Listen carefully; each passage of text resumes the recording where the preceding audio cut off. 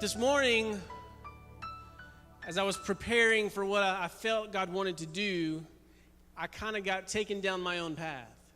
Have you ever had that moment where you walked back and got to look back what God has done for you? And so I was looking back at my own path of the times that I've been sitting in that seat for high school, for college, for a doctorate. Some of you have your master's. You've worked hard. In high school, you've worked hard. In college, you've had fun and you've worked. I'm just kidding. So, y'all know that I can't be serious all the time. Although I feel like I'm supposed to be in this outfit. I told Miss Roslyn this morning, Moses took his shoes off when God started moving. Pastor Mike puts his shoes on. Because most of you that know me, I like to wear my flip-flops. But I do take it very serious this morning of what I want to say because it's something that I wish someone would have told me. This morning I want to talk about something that I wish someone would have brought it up and said, hey, let me stop you before you make a mistake. Because when I was growing up, it was a big thing in church to find God's will. God has the perfect plan and you're going to find it. I can remember them saying it over and over. I can remember being in a youth group and people would come in and say, God's plan for you, God's plan for you, and it's a perfect plan. Go find God's plan. But what they forgot to tell me is if I would just find God, his plan would find me. You see, what they forgot to tell me is if I would take each day and just serve God, then he would order every single step. Now, we've all heard that scripture. You guys have heard it. I know if you're sat in the youth group at all, I've used it many times, where God orders our steps, but sometimes we forget to remember that that means one step at a time. You see, we get focused in a world where we want the very end, right? We're looking for the destination. We're looking for where I'm supposed to end up, where I'm supposed to be when this is all over. But we don't serve a God of destinations. We serve a God of journey. You see, the destination is heaven. We already know the destination for all of us. There's not one job that's just your job. I'm going to go ahead and take that pressure off. You see, that's what I wish they would have told me. See, when I came out of high school, I was the guy who declared undecided. And I don't know if you've ever been to college, but if you declare undecided in college, they treat you like you have the plague. That was me, right? I even had to take an extra course because they just knew if I'd go sit in their library of books, I would find who I was supposed to be. So I would have to go spend 2 hours a week in this library reading about jobs and write a paper on it. It did not take me long. One semester is all it took for me to realize I need to declare a major soon. So I just picked the first one, accounting. It had started with an A, first one on their list, accounting. I'm going to be an accountant. Luckily for me, I got to take all my prereqs from that point on and never had to go sit in that library again. But the reason I was undecided is because I came out with the thought process I had to find the perfect plan. I wouldn't even make a decision because I was afraid I'd make the wrong decision. I went to school and I began to study and I began to stress out over, well, what if this is not right? So then I decided, let's just change schools. I started at Troy. I did 3 years at Troy.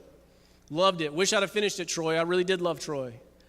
But in my mind, then I started taking over, well, you're supposed to be a pastor because everyone in church has told you you're a pastor. Come on. How many times has somebody told you what you're supposed to do, but they have no clue what God has prepared for you? You're supposed to be a pastor, so you need to go. At the time of my church, our denomination was Lee University. You need to be at Lee University. That's where God's going to open a path for you, as if God only has one path. So I packed my stuff up, and I took off for Lee University. It took me 1 year to realize that was not where I was supposed to be. This journey of mine, and I won't bore you because I know how these things go, and we've already been here a while. This journey of mine took 5 colleges. I declared probably 10 different degrees. I've studied more subjects that I don't even know about than you probably ever should. The only good thing out of all of it is I love school. I could sit and study all day long. If I could be a professional student for the rest of my life and figure out how to get paid, I would have done that. We didn't have all this YouTube stuff where I could have just been like, let me teach you how to study on YouTube, right? That would have been great for me. That's what I would have done. But the problem is I was focused on what I was supposed to do. I was trying to focus on what I thought I was supposed to do in this world. I was focused on what I thought I was supposed to do for God's kingdom instead of just focusing on who I was.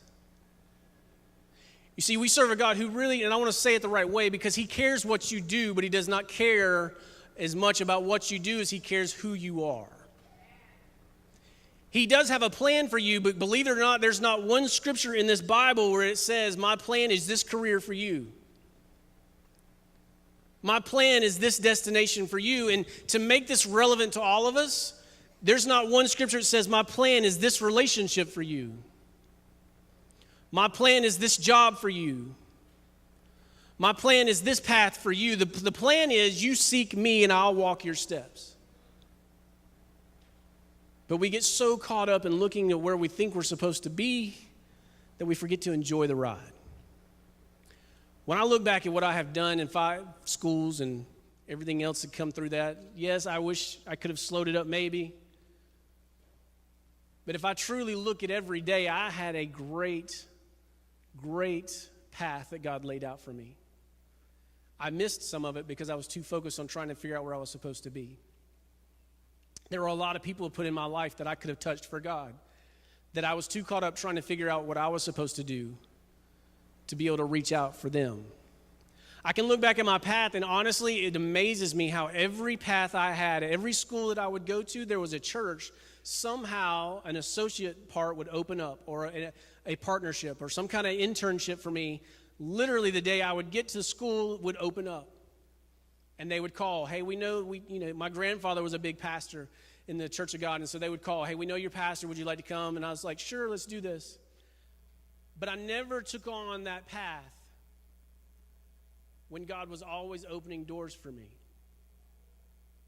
Now, I don't regret one thing I've done. I love my job, I love my life, I love the path God has put me on, and I am one of those that will say the entire journey was worth it.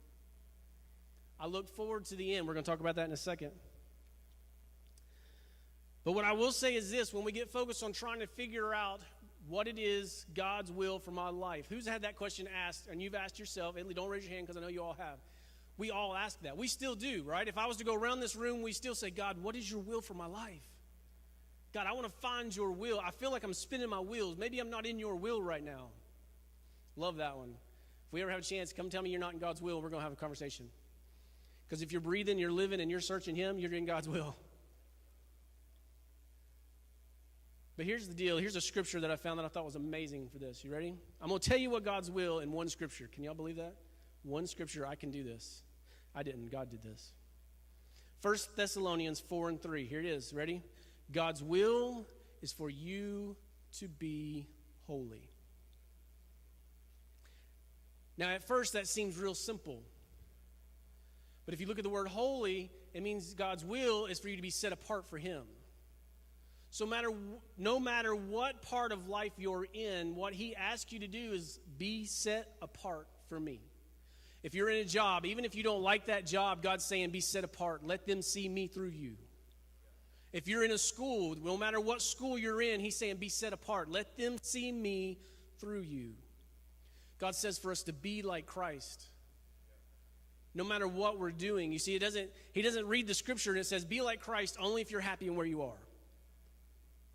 Man, how great would that be? I'd be the first one on board. I'm in, right? Be like Christ. I'm not happy. I don't have to be like Christ anymore. But how many times do we take that path? If life's not what I thought it was supposed to be, then I don't have to be like Christ anymore. How many times do we choose to not be set apart because we think this world's about us? You see, that was the part that they forgot to transition when they told me to search for God's plan for my life. They forgot to bring on the line of, this world was never made for me. This world was never set up for me. This entire life that I have was set so that I could search after God and direct people towards him. Now, you can do that as a pastor. You can do that as a doctor. You can do that as a teacher.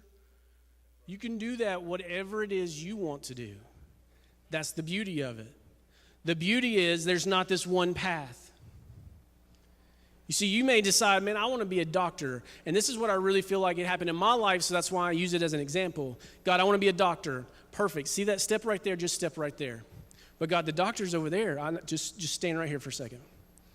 Perfect. See that step? I just want you to step right there. God, this is not getting me any closer to where I want to be. What are we doing?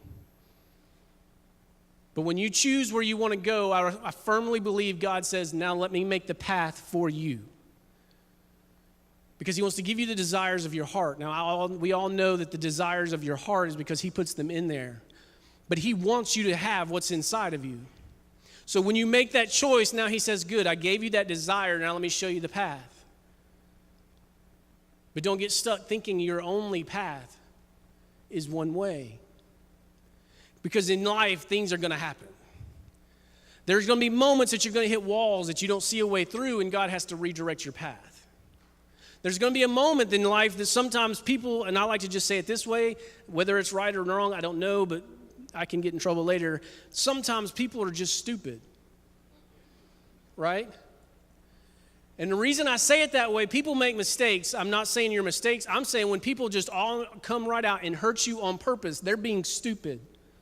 And there are times in life when people will hurt you on purpose, or they're trying to drag you down because they're either jealous or they don't understand your path or what they're trying to walk through. They don't like they're not happy in their own life. And so since they're not happy in their own life, they don't want you happy in yours. They get stupid. So what happens is when someone gets stupid, God has to say, oh, no, we're not going that route. Let's go this way. I'm not going to allow them to take what I've put inside of you out. So in order for me to protect you, sometimes I need to just sidestep you one time right here. Let them go on through. We're getting you there. And sometimes in life, people get stupid. Now, y'all can say I said that. That's okay. I'll write an apology letter later.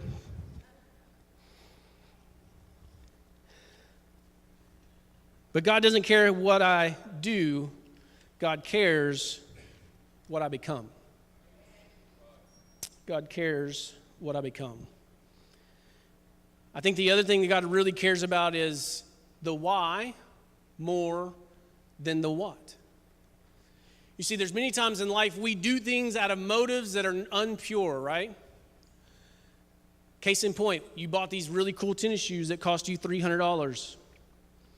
Now, if I were to ask you why you bought those tennis shoes and you tell me they're comfortable, I'm going to say you can buy $50 comfortable tennis shoes. But what's going to happen is you're going to tell me I bought $300 tennis shoes by the time we're done because, well, I want everybody to see my tennis shoes. Why did you buy that real fancy sports car? Now, if that's just because it's comfort and it gets you where you want to go, I'm not opposed to you getting a fancy sports car. I love fancy sports cars. I don't own one, but I love them. But if you tell me why you bought that sports car is because you want everybody to see you in that sports car, we got a problem. It's our motives. God judges the why. You see, and I love it because it says in this scripture right here, right? Proverbs 16:2, you may think everything you do is right, but the Lord judges your motives. I teach this to students and I teach this to my own kids. A lot of times as a church when I would grow up, people would put their own convictions on you. And I get that, and I understand that there are set things, so don't misunderstand what I'm saying. But there are times that people will put, if they have a conviction of themselves, they're going to put it on you when God says, I'm judging your heart. What does your heart say? God's not, your actions will follow your heart, right? He says, out of my heart I speak. If I'm speaking hurt and pain, then I've obviously got a heart that's hurt and pain. If I'm speaking life, then I've got a heart that's full of life. But the problem is our motives. Now, I'm not going to go into social media because a lot of you in this room would have to pull your toes back in. But sometimes on social media, we're putting things out there that the motives are wrong. We speak them with right heart and wrong motives. Or right words and wrong motives, I should say. You see, we say all the right words. I want to pray for so-and-so because they're going through this in their life. But for some reason in our motives, it's, well, they hurt me last week and they deserve this. I'm just being honest. But Jesus warned against this. So as you walk through life, don't worry so much about what you do. Worry about why you do it. I had to go through this big time when I became a doctor. See, my philosophy was I want to be a doctor because I want to be rich. And that's an okay philosophy when you're in high school. When you become a doctor, you realize it doesn't work that way. You got to find a new reason to be a doctor. Because, yes, you may have some fun toys from time to time, but you're paying for them, and you're paying with $300,000 in student loans, which is just great.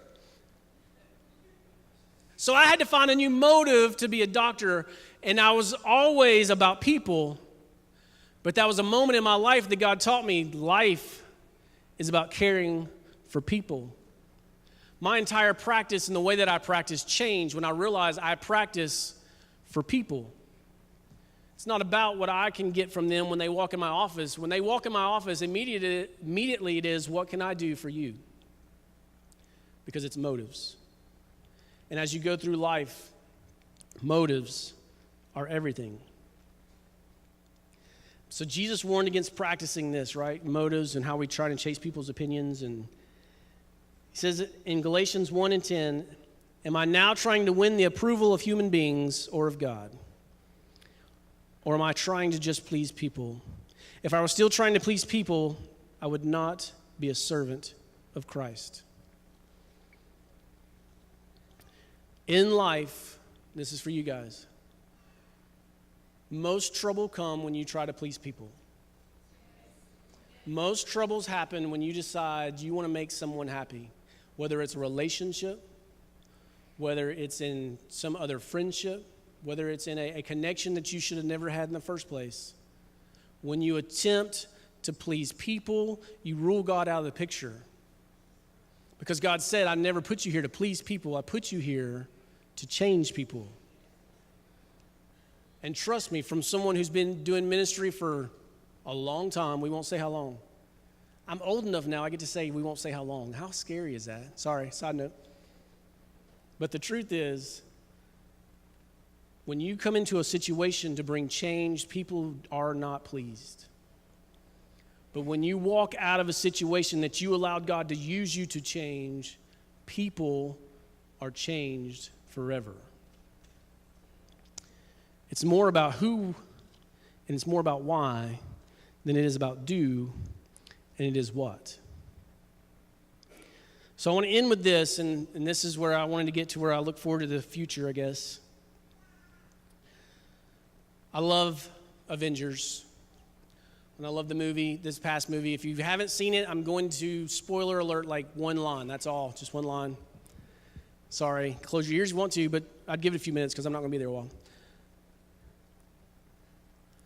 But I think back in my life, and I honestly say that I love my journey because God has put some amazing people in my life, starting with the pastor of this house, who's not only guided me in my spiritual walk, but also guided me in my doctor and my chiropractic and everything that I've done. He's been a major role in my life. I've had parents who love me and have shown me great examples. I've had people and teachers and mentors that have come into my life that I should never deserved, ever. I've watched them do great things. I've sat at tables with multi-millionaire businessmen.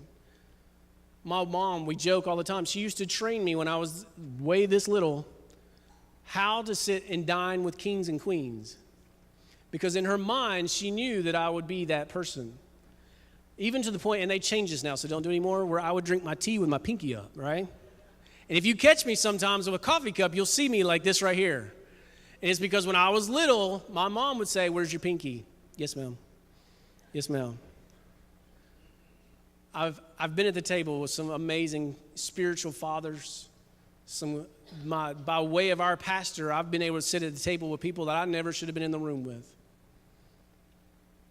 But when I look back at my life, and you ask me, who is it that you would put in front of you and say, who is that person? A lot of you know her. Her name was Miss Jeannie. Because you see, when I look back at my life, she had nothing. She lived a life of nothing. I would even come to her house sometimes, and she would be drinking the same pot of coffee that she made that morning, and it's 5 o'clock in the evening. and she's like heating it up on the stove, and I would be like, Mama, I'll go get you some coffee. Nothing but her integrity. When I stood and watched what she would walk through as a kid, I would watch her, and I would know that she had every right to argue and complain, and she would stand quiet. And she would know that she served a God who would take care of her. When things seemed like they were not going to happen, I would watch her hit her knees and pray like she's never prayed before. For many of you, I heard her pray. I've heard her pray for myself in moments where I thought there was no hope, but it was her prayers that bridged the gap. I also had a grandfather that you guys didn't get to know, but we called him Paw. And he was everything you could imagine in a Paw, from overalls to a farm. But the two of them never had anything of earthly value. But what they had, everything they had was heavenly value. I've had the opportunity, and I say opportunity lightly because it's not been fun, but I've had the opportunity over the last several years to actually preach funerals that I never wanted to preach. And in those funerals, I've had the moment to think about, because we've all heard the message, and I even heard Pastor David do it one time, where he talked about the dash in the middle. And what do you do with your life? And I know that's what has set me on a journey that I've been on over the last 3 or 4 years. But we get so focused, I think, sometimes on what it is we did with our life, we forgot to just enjoy each day with God. You see, my grandmother would wake up in the morning, and you knew God was having coffee with her. She would have lunch, and you'd walk into her room, and you knew God had been there all day long. He had been with her like if they'd been walking in the garden. Adam and Eve walked in the garden with God daily, and I honestly believe He wants to do that with us. He doesn't want us to come into church on Sunday and just decide, I'll be with God today, and then on Monday go do whatever I want and hope that He's still there when I lay down at night. But I learned that from watching my grandmother, who had nothing of earthly value, but had everything of spiritual, I call it spiritual thunder. Because when she would speak, the ground would move. But then I would go back to finish with this, and I kind of liked what I said, Avengers. Iron Man, awesome Iron Man. I'm not going to say the whole thing because it will ruin things for you. But in the movie of Iron Man, his role that he plays in his daughter, he says, I love you, or she says, I love you 3,000. And if you really think about that, there's a moment in our lives, and I'm going to put a pause right here because I want you guys to let me talk for them for a second because God has already given me something for them too, okay? Can y'all just pause? Y'all put time out? Call safety on ball. In our lives, sometimes we get so caught up in what we're doing, we forget who we are. There are some of us in this room this morning that we're tired of how life is, and so in that process of being tired of how life is, we have forgotten who we are. I liken this to Iron Man because Iron Man forgot who he was. He forgot what it was truly all about. He got caught up in everything that was going on.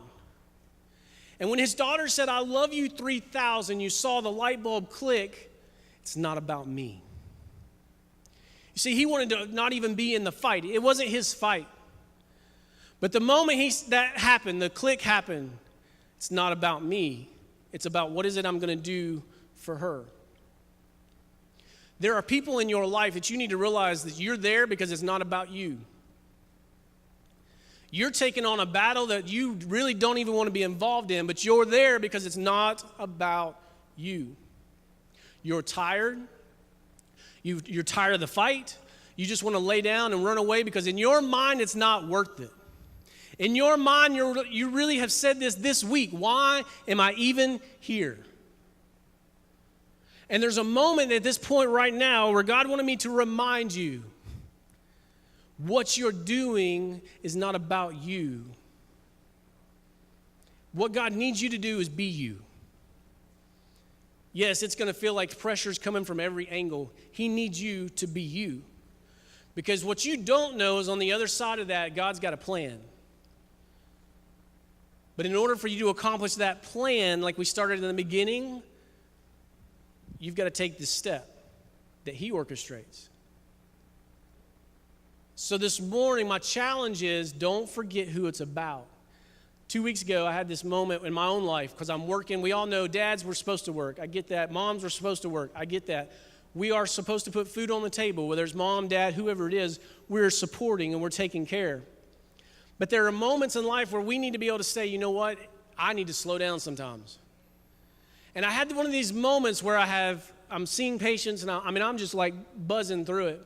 And I don't know if y'all have met my little girl, but she'll melt your heart with like 2 words, right? She can just tear you in half. Daddy, I love you. What do you want? Just go buy it. Here's my wallet. If it crashes, we'll find somebody else, right? But she had made a reference to the part that she wanted me to see her do her gymnastics. Well, my schedule right now doesn't allow that. My schedule right now is gymnastics are on Tuesday night at 5:30. Daddy doesn't get home until 8 o'clock. That's just how my schedule rolls. But I decided at lunch, you know what? I'm going to see my daughter do gymnastics. Canceled all my patients. Decided it was time to, it wasn't about, and then I lost money. I even lost 2 patients that aren't coming back. That's okay. They'll get over it. Because at that moment, it wasn't about them or me. It was about a little girl who said, Daddy, I want you to see me do my gymnastics. So I dropped everything. I took off running. I walk in the door, and it's a surprise. Like, I didn't even tell my wife. I didn't tell anybody. The only reason she caught me is because there's this little area that she can call, and if I don't answer, she knows, oh, he's on his way home because I have no service. And so she called when I got to Enterprise. She's like, you're here, aren't you? I said, you better believe I'm here. I walk into the gymnastics or gym, and she looks up, and it lights up. Like, her entire world lights up. Like, that's my daddy. And I don't say that to brag. I say that because you serve a Father who's the exact same for you. You serve a Father who says, oh, you need me? Okay, let me drop this. What you need? You serve a Father that says, I'm coming. What do we need to get done? And I say that in closing to these guys.